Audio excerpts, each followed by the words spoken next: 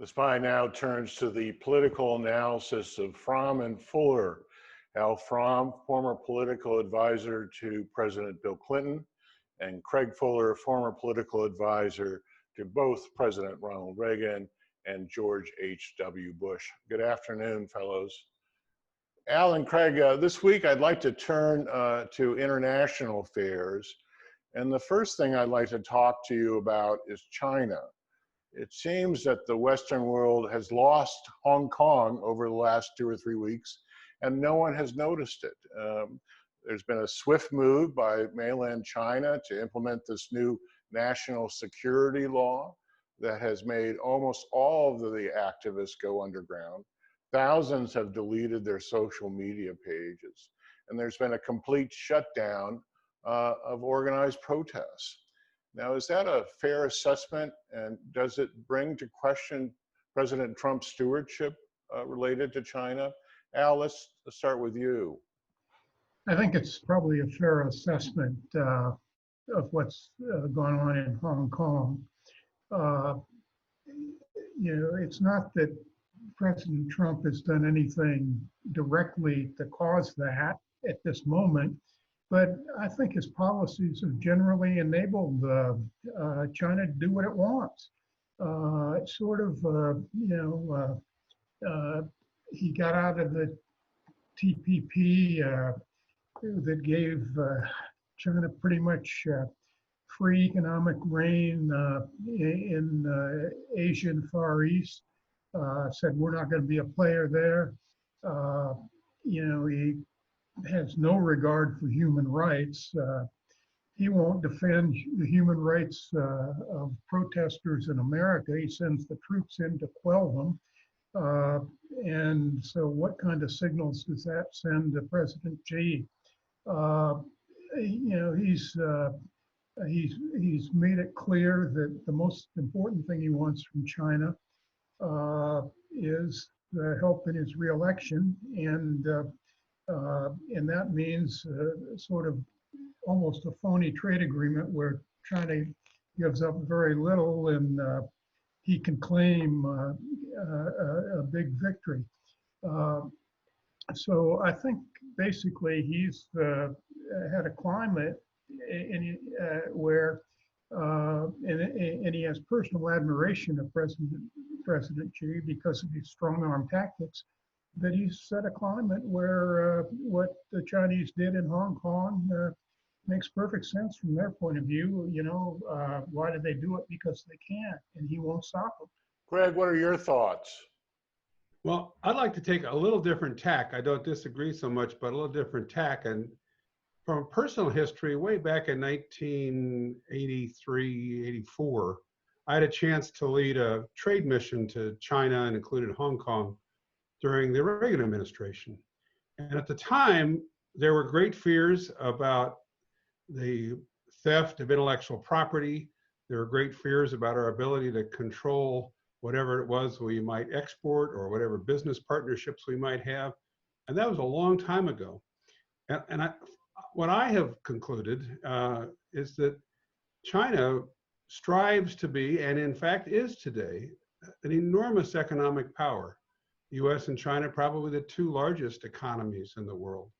But it plays by a whole different set of rules. And in America, we tend to think that other people think like us, have values that are shared, play by the same rule book. That's just not true in China.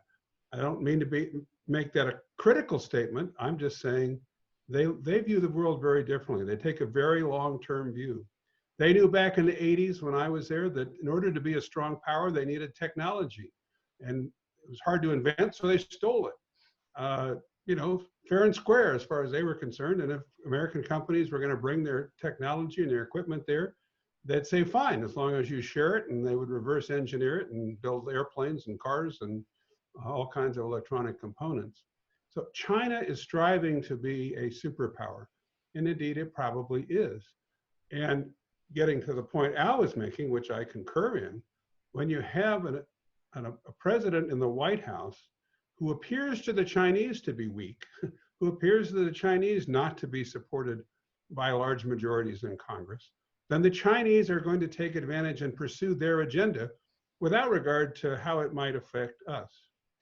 And then let me turn for a moment to Hong Kong. During this same trip, Hong Kong was in the midst of this movement from being held by the British in the mid-'80s to moving towards this, one nation, two system approach, which initially people in Hong Kong were enthusiastic about. They were a rich and vibrant international city. They saw mainland Chinese as a huge market opportunity for themselves. But I certainly wasn't alone in worrying that the long-term objectives of mainland China would swamp this little jewel sitting off their shoreline. And I think, while you're right that many in America read the news and are a bit surprised with what's happening in Hong Kong, this has been festering for 2 decades, and since I think the handoff occurred officially back in 1997. But it's been festering for some time, and without a strong administration in the United States, without real commitment here and in Europe, I worry a lot for what's going to happen in Hong Kong. Does that go to Taiwan as well? Do you feel like with our guard down, so to speak, Taiwan well, could certainly be? Does go to Taiwan, and again, you have to remember these are 2 areas that saw themselves as autonomous and unique. Hong Kong separated from the control of China back in the 1850s, with the exception of a little bit of control by the Japanese during World War II. They really were, it was an entirely different culture, very dominated by the British.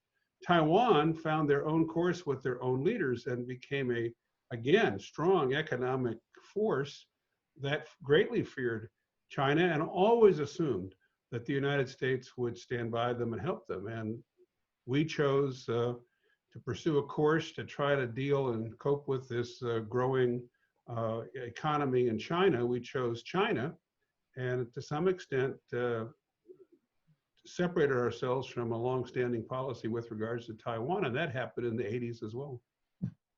Al, any thoughts on that? I mean, I agree with what Craig said about China. China likes to play with by its own rules. I mean, I was involved in the efforts to bring China into the WTO, and China's basically decided it's going to operate the way it's going to operate, and in China, the time spans are so different than in our culture because we want to have things solved overnight.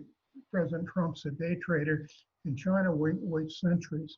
I just was reviewing an email exchange I had with a good friend of mine who's from a very wealthy Hong Kong family.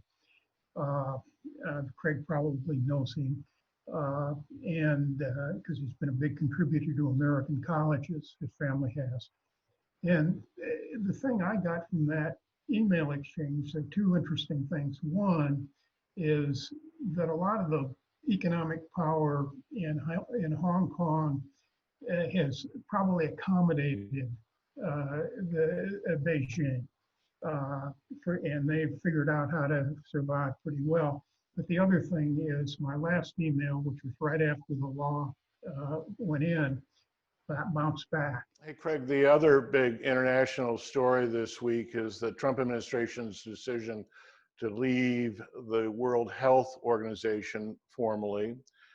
I think many people were alarmed to see the WHO accept at face value China's early data and also denial related to COVID when this started to break out. Nonetheless, I think the WHO proves every day how much enormous value it has related to countless health issues around the world. So is this a political game or an international catastrophe? I don't know, we kind of get to this place every time we talk.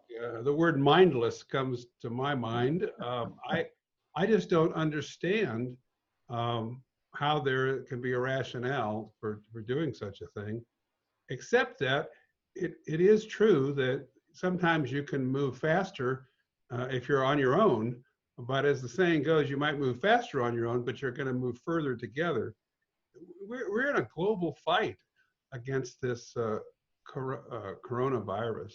And we need all the good minds and all the good research possible at our disposal. And for heaven's sakes, there's no case to be made that the U.S. has figured out a way to handle this better. In fact, we're probably at the bottom of that list in terms of successfully handling the COVID-19. So I don't understand it. I just think that for some reason Donald Trump does not like to engage with others. He'd rather go it alone. I have to believe we'll pay a price for that over time. I wouldn't be surprised, not that they asked me, but Al can tell us, if I was in Biden's campaign organization, I'd say on day one, we're back in the World Health Organization, and let's get on with it. Al, any logic to this at all? Only Trump logic. Well, first of all, on Craig's last point, I think Vice President Biden said either today or yesterday that on day one he'd be back in, and since this doesn't take any effect until the middle of next year, it really depends on Trump's reelection. But what is this about? This is about, it's about scapegoating. Look, the World Health Organization probably didn't function perfectly at the beginning of this pandemic, but Lord knows we haven't either. And it's clear that there's one thing on President Trump's mind, it's his reelection, that no issue probably is hurting him more than his failure to deal with, and now apparently even recognize that we're in the middle of a pandemic. And so he wants to blame somebody else. What Craig says is exactly right. I mean, maybe sometimes you go faster if you're doing it alone, but you got to know where you're going, and he has no idea where he's going. And this is part of a effort that we've seen in the way he's behaved with NATO. I mean, how many times have his advisors had to stop him from jumping off the cliff of getting out of NATO? He's already gotten out of the Paris climate agreement. I mean, he doesn't play well with others. And the problem is when he plays with himself, it's all self-destructive. Al, let's stay with you. And I do want to come back to the domestic front. And as you know, there's a lot of conversations now, not only about whether monuments should stay, but whether institutions should maintain names of people that were associated with slavery or racism. Just last week, we ran an op-ed from an alum from Washington Lee suggesting that it's probably time for Lee to depart that name. What's your take on all this? First of all, I have a great affinity for Washington Lee.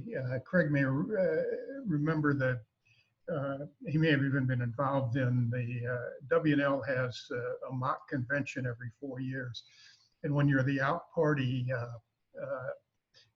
they do it on you, they nominate the challenger. And in 1992, I was the Clinton speaker at the mock convention. And I have a lot of thoughts about that, but Mario Cuomo and Tip O'Neill and Michael Dukakis were the stars, and I was sort of just an afterthought. They got big honorarium, and I was honorary, and I went down there for nothing. But the thing I remember is that I got the headlines in all the evening news, and of course Clinton was nominated. But I think on the name, I think they probably have to drop Lee. We've discussed this in past weeks, but it's the time has passed for honoring generals who committed treason against the United States and fought against the United States of America.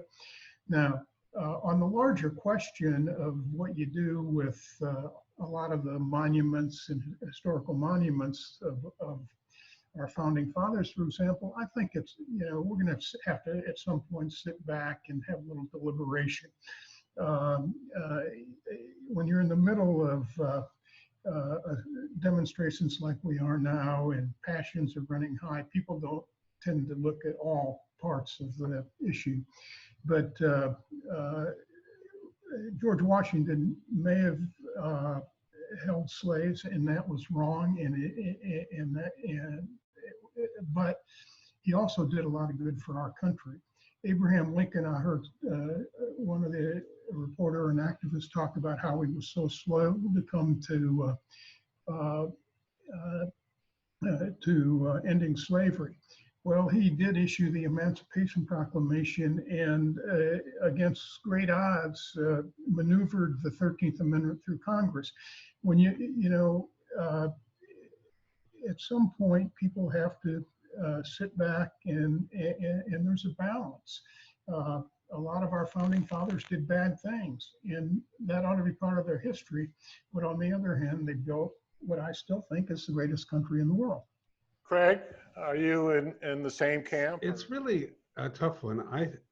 The last thing I would ever do is accept something that was offensive to, friends of mine, people of color who took exception to something that was on my property, or probably something that was within a jurisdiction if I had some control over it, which I think I come down to saying it's a very local set of issues.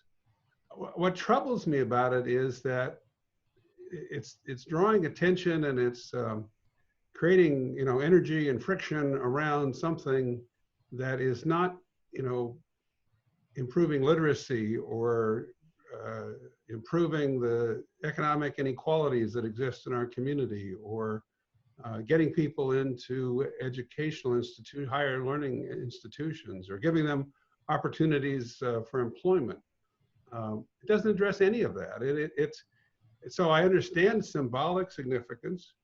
I think what Al just described is exceptionally important in that in many cases, not all, but in many cases, some of these statues and symbols represent a balance in somebody's life where we take exception to part of that life and we praise another part of that life. And I just think that if we keep going down this path, I don't know where the line is, and I don't find it especially productive in trying to bring people together around some of the real problems that are need to be addressed when it comes to racial economic equality in the country. So it troubles me.